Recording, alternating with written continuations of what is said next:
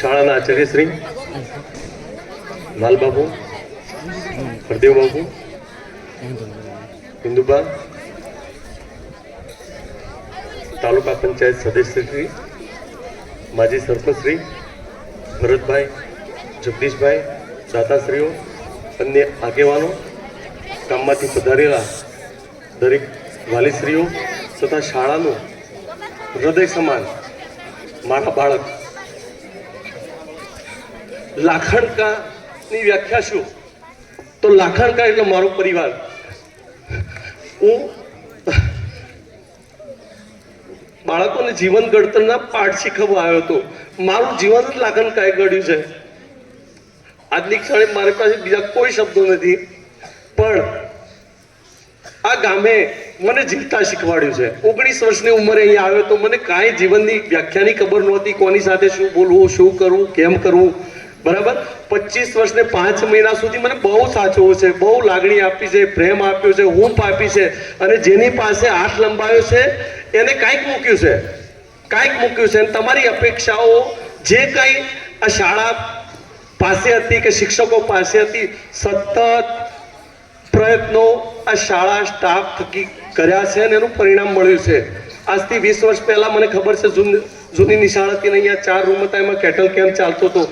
આ જે કંઈ આપણને નજર સામે દેખાય છે એ 20 વર્ષનું છે, 20 થી 22 વર્ષની આ પ્રગતિ છે.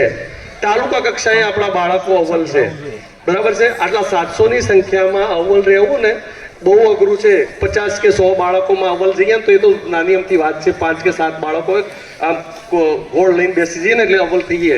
પણ 700 બાળકમાં દેવી પૂજકના બાળકો હોય, બીજા વિચરતી વિમુક્તિના બાળકો હોય, શાળા બાળકો પ્રાઇવેટમાં જતા હોય, બરાબર છે, એ કવર કરીને શાળામાં લાવ્યા છે.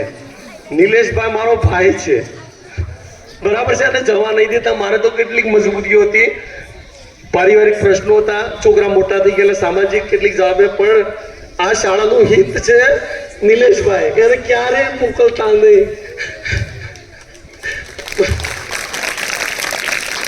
આ શાળામાં જેટલા શિક્ષકો કામ કરે છે, ખૂબ પ્રામાણિકતાથી, નિષ્ઠાથી કામ કરે છે, એમ આ બાળકોમાં અમને મારા સંતાનો દેખાય છે, પોતાના બાળકો દેખાય છે. મારા બાળકમાં હું ખામી છે, એને શું શીખવાડવું છે, એમ આ બાળકમાં કઈ ક્ષતિ હતી અને આપણે ક્યાં લઈ જવું છે એ જોઈ અને મેં સતત પ્રયત્નો કર્યા છે. અને તમારા આશીર્વાદ કાયમ અમારી પાસે રહ્યા છે.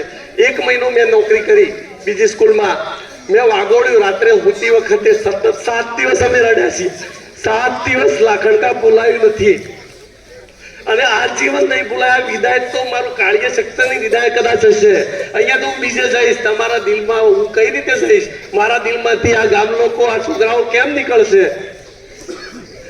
એટલે મારી જ્યારે પણ જરૂર પડે આ લાખણકાને, મા બાપ વગરના બાળકોને જ્યારે પણ જરૂર પડે ત્યારે ખાલી ફોન કરજો. એટલે લાખણકાએ મને બહુ આપ્યું છે. સ્વર્ગ હું કહેવાય ને મેં જાણી લીધું છે. આ સ્વર્ગ મેં જોઈ લીધું. મારે હવે જીવનમાં કોઈ જરૂર નથી, કોઈ પામવું નથી. 25 વર્ષ જેને પોતાનો ગણ્યો છે, ત્યારે મને 25 વર્ષમાં મેં રાત્રે સુતા સુતા વિચાર્યું કે લાખણકા એક કડવો અનુભવ નથી 25 વર્ષમાં બાપુજી, એક કડવો અનુભવ નહીં કે મને આ લોકો પ્રત્યે, લાખણકા પ્રત્યે અણગમો આવ્યો, એ અણગમો નહીં.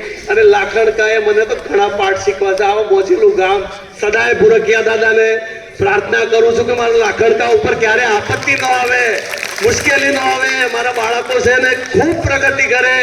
બીજું મારે નથી નીકળતા શબ્દો. બેટા ગમે ત્યારે જરૂર હોય તો નિલેશ સાહેબને કહેજો, ગમે ત્યારે તમારા માટે આ જીવન સહકાર આપીશ. Thank you.